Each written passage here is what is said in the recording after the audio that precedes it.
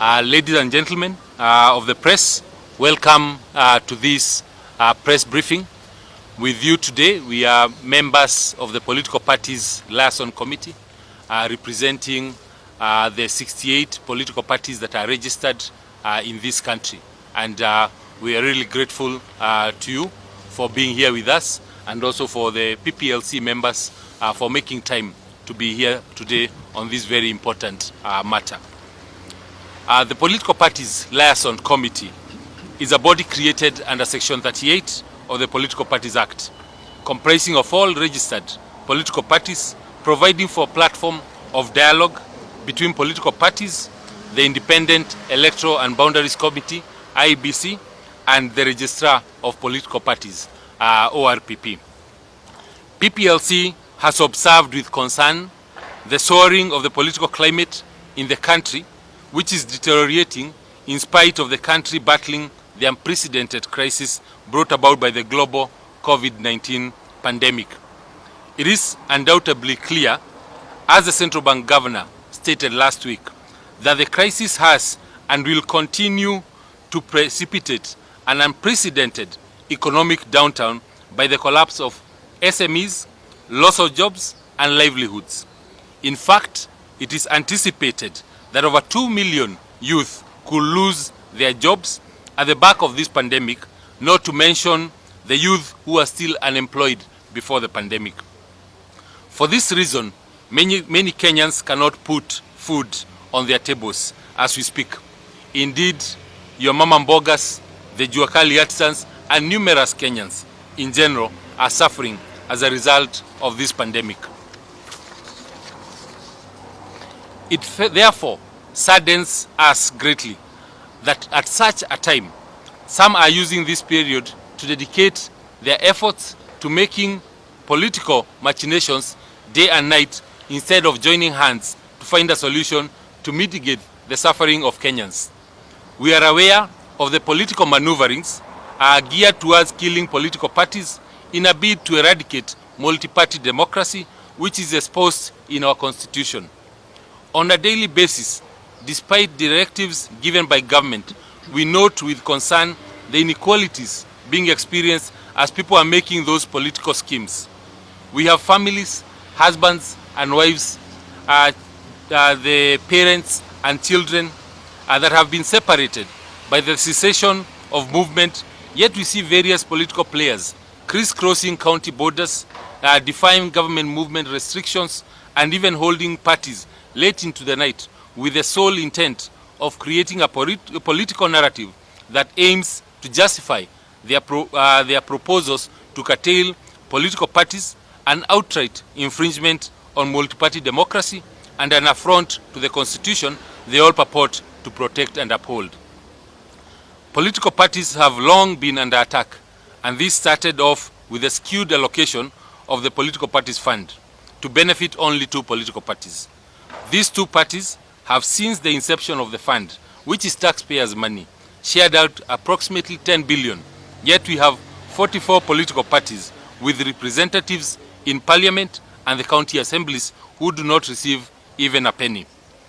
All efforts to expand the allocation of these monies to benefit all political parties in order to create a level playing field have consistently been thwarted, the last being the scrapping of the proposal supporting political parties funding that had sailed through the second reading of Parliament in March this year under the Representation of Special Interest Groups Laws Amendment Bill of 2019.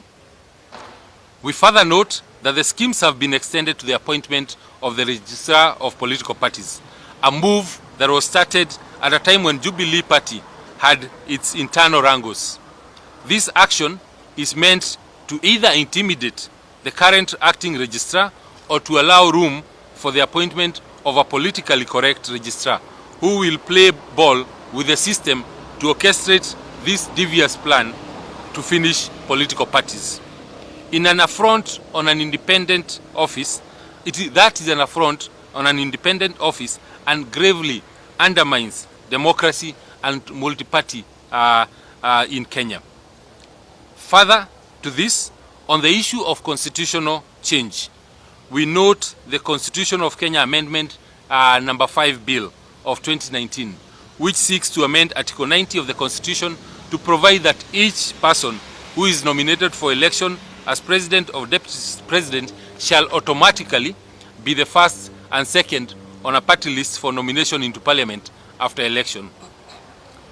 Constitutional changes such as this have a monumental bearing on the country and on political parties. Constitutional changes ought to be carefully considered, discussed, and agreed upon. During this COVID-19 period, the National Treasury has completely refused to release funds for the Political Parties Liaison Committee to meet and consult on this and other far-reaching proposed amendments to our laws.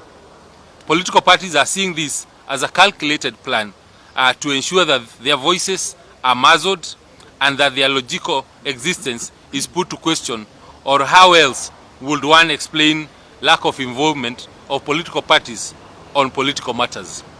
We would like to restate and reiterate that the involvement of PPLC, which encompasses all the registered political parties, is critical for peaceful elections and institutionalization of democracy in Kenya. In this regard, therefore, the government ought to be an enabler so that Kenyans can engage in dialogue aimed at achieving free, fair, and credible elections, which will ensure peace prevails in Kenya at all times. We are demanding the following, therefore. A sincere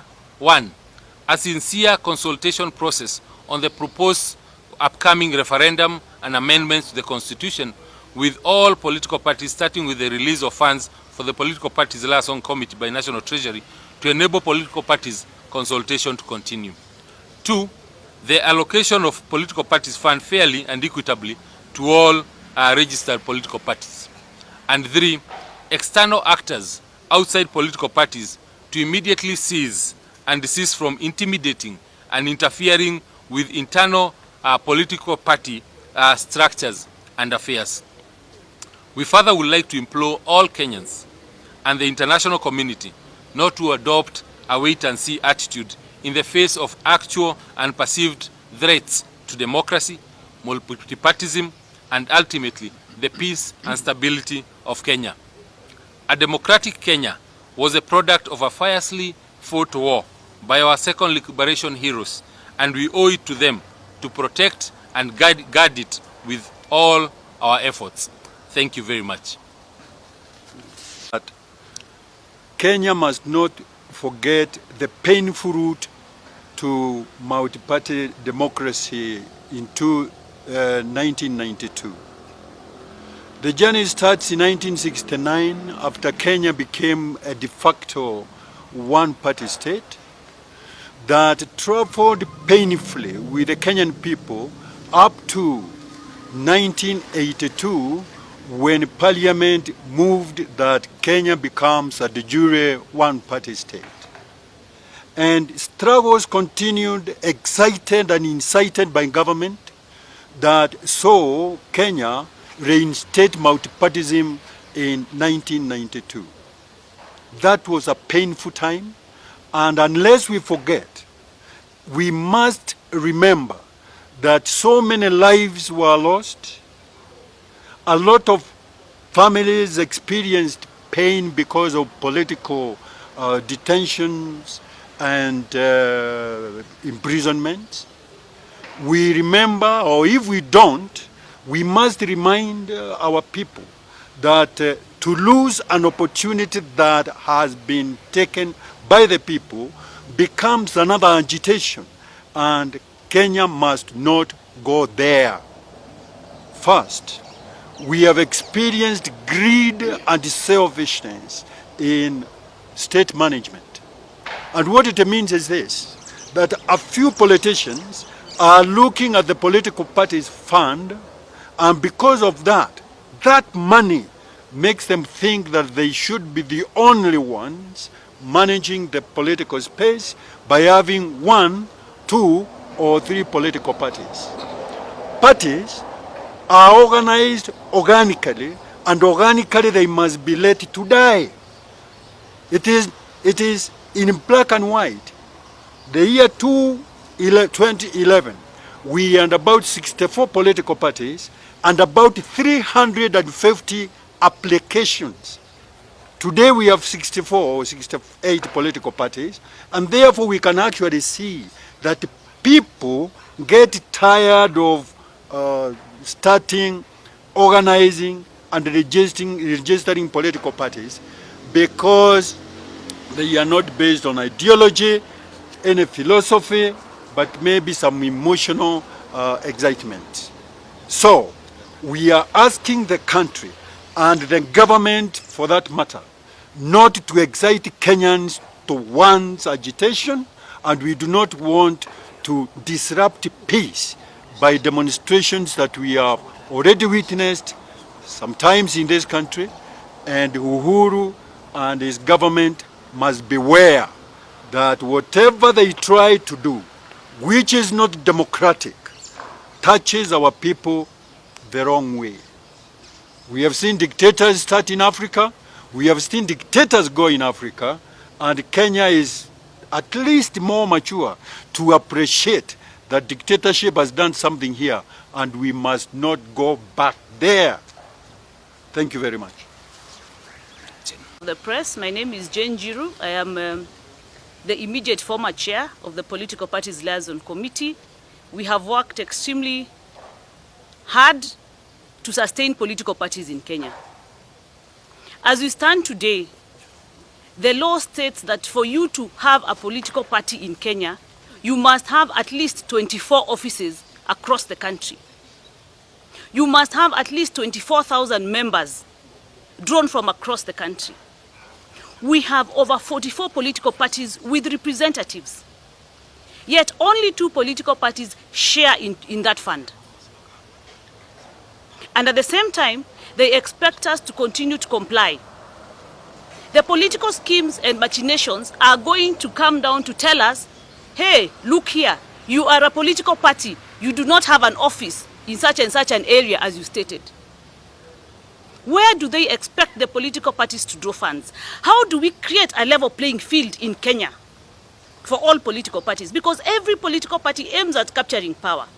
But when taxpayers' money, our money as Kenyans, is used to only fund 2 political parties, what does that say for the rest of us?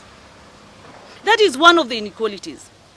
When a parent who lives in Moranga, hapa tu karibu, has not seen the wife and children for all this period, yet people can cross the border to go and party, and they take videos and put them up on social media for Kenyans to see in the full glare, and the same people are not taken to quarantine.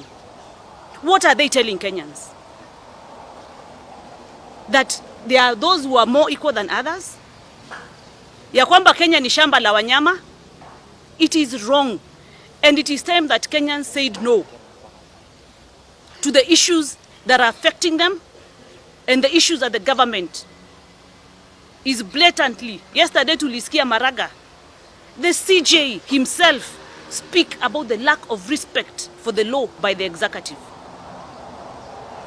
If the executive cannot obey the law, why should I be allowed to obey why should I be obligated to obey that law?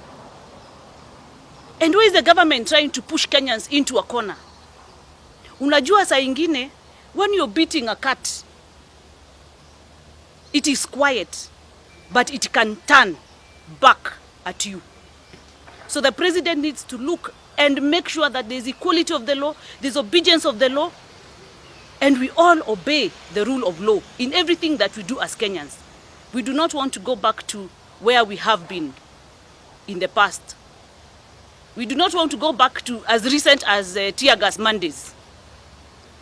But if Kenyans are pushed, yes, it will come to that. Thank you very much. Very good. Yes, thank you. Multi-party power. Power. Multi-party power. Power. Multi-party power. Power. Multi-party power. Power. Multi-party power. Power. Multi-party power. Power. Multi-party power. Power. Thank you. That's it. Any questions? Yes, Chair.